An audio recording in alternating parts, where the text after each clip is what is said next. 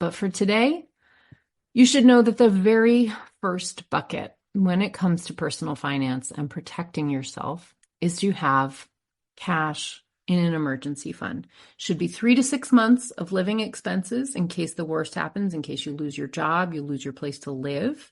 That gives you enough leeway to find a place to live really quickly, hopefully lower your expenses and be able to live for a couple of months without income, enough to buy you time to find a job. That's the idea.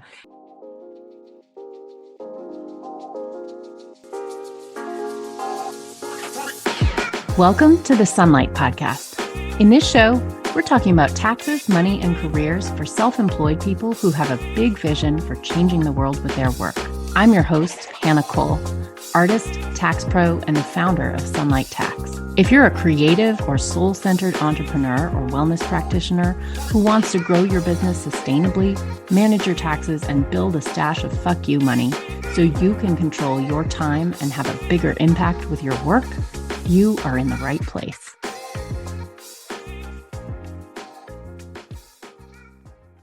Hello, beautiful.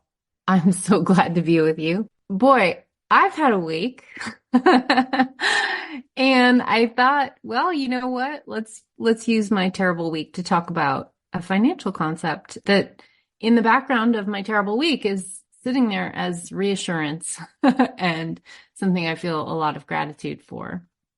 So on today's episode, I want to talk to you about your emergency fund. I had a really wonderful client who wrote to me and said, she really likes the way I rephrase a lot of financial concepts so that they sound more like what they really are and they feel less alarming. And she actually had a suggestion. This was Yara. So Yara, thank you. She had a suggestion that I call it something different than an emergency fund, because to her, she felt like emergency fund is very triggering. It feels like panic and upset. So we can play with the idea of like a safety cushion.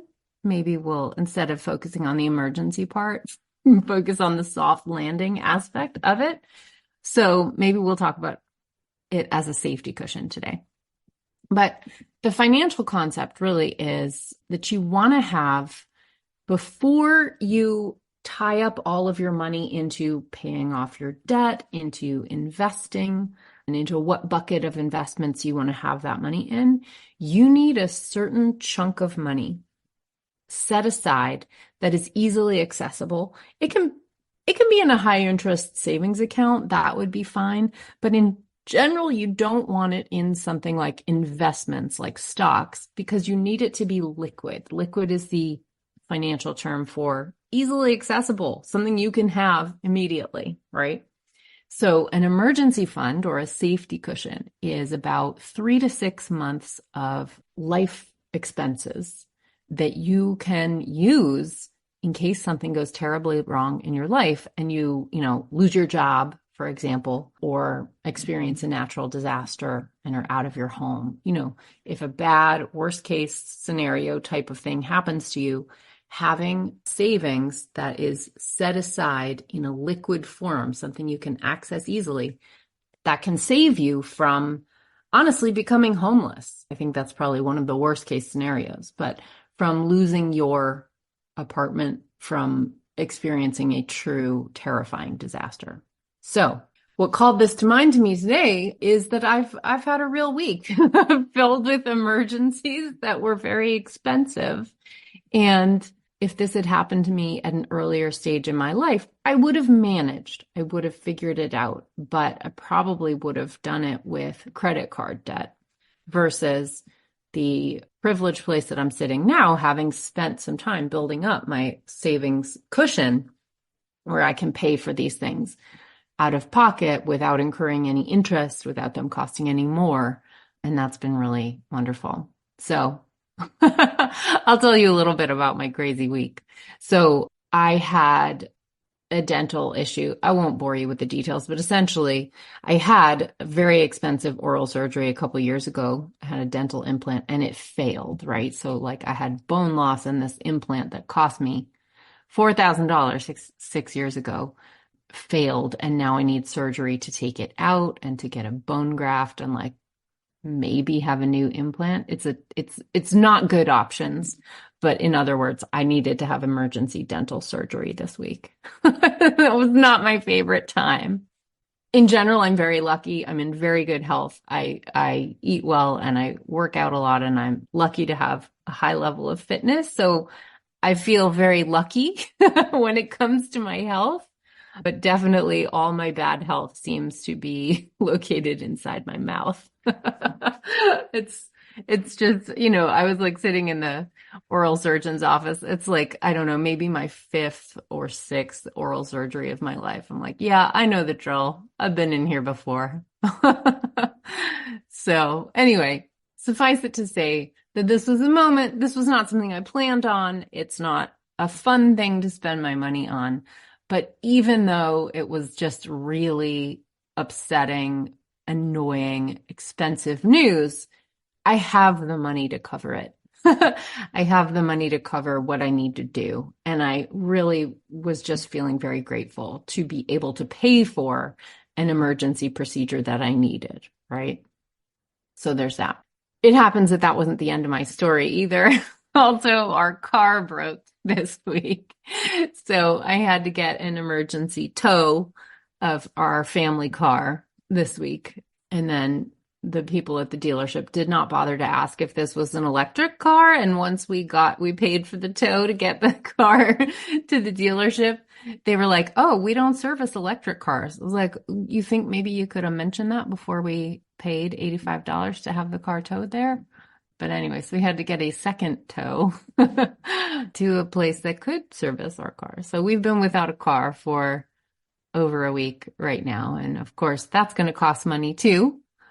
It's just been a heck of a week. And if you want the honest, like cherry on top, we saw our chickens kind of out in the yard where they are not supposed to be yesterday. And we're like, oh, I wonder, how did the chickens get out? We went down to the yard to look, and there's, a notorious sign that living in a place with a very robust bear population, we have come to learn the signs of a bear. So we see that the fence has been just pulled and scrunched down, and a bear has clearly destroyed our fence and walked into our chicken coop, and then a huge pile of feathers. And then, 20 feet away, another area of the fence destroyed, and we see the carcass of our dearly beloved Ariana Grande. May she rest in peace, one of our several hip hop chickens. And Lazo was gone as well. So we lost 2 chickens in the last 24 hours in the same week as emergency dental surgery and our car breaking down. And we had a chicken killed 2 weeks ago as well. So this is 3 chickens out of 7 that we've lost in 2 weeks. Anyway, it's been a week. It's been a week. So I hope you're enjoying your summer. I hope you're having a great time outdoors. We are too. I am too. But just having a little moment. I don't know, Mercury in retrograde or something. So I thought I would just use that as an excuse to talk to you about the financial part of that, which is setting aside some money into a liquid format. So that is a format where you can take the money out easily. So it can be a high interest savings account, could be a regular savings account, but something where you can access that money without having to go through, a brokerage, a sales of capital gains, or, some kind of like complexity. You want to be able to pay for that tow, pay for that, dental surgery as soon as they require you to. I want you to take a look at your own personal finances. Hopefully you're doing all of the things that you should be. I will do an episode next week on the order of operations for personal finance. It's a very important concept to understand the order that you should put your spare money into different buckets so that you're covered for things like an emergency. But for today, you should know that the very first bucket when it comes to personal finance and protecting yourself is to have cash in an emergency fund. Should be 3 to 6 months of living expenses in case the worst happens, in case you lose your job, you lose your place to live. That gives you enough leeway to find a place to live really quickly, hopefully lower your expenses, and be able to live for a couple of months without income. enough to buy you time to find a job. That's the idea. And I always recommend, now 3 to 6 months is the sort of standard like TV personal finance personality amount. But actually, if you are a freelancer, if you work for yourself, it is a good idea to have a bigger and more robust emergency fund, something more in the order of 6 to 12 months of living expenses. And the reason there is because when you work for yourself, you probably are not going to be able to just go out and get a job right away. You may need to rebuild your business, and some of that is going to necessarily involve a longer timeline. So if that is you, understand that that basic advice, 3 to 6 months, is going to be a little bigger for you, and you'll want 6 to 12 months of emergency savings or safety cushion savings.